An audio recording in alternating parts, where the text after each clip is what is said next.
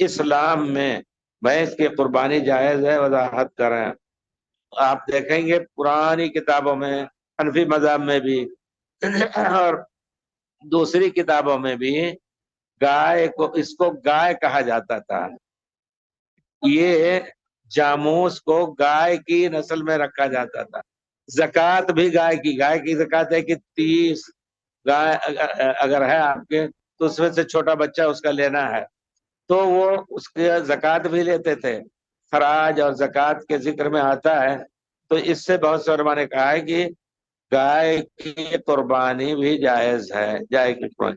لیکن اور دوسرے عرب میں تو اس کا ذکر نہیں تھا، کہ رسول خود گائے شاید بھینس نہ دیکھا ہوں صلی اللہ علیہ وسلم، لیکن اس وجہ سے میڈے ہی کیا کرتے تھے۔ تو افضل وہی ہے، لیکن اگر نہیں مل رہی ہے گائے اور کچھ، تو انشاءاللہ اگر کوئی بکرا یہ بھینس کی قربانی کر رہا ہے تو جائز ہے۔ اب بھی بہت سے لوگ اختلاف کرتے ہیں وہاں بھی، اور کچھ لوگ ہیں جو اس کی تائید کرتے ہیں۔ بہرحال اللہ تعالیٰ توفیق دے۔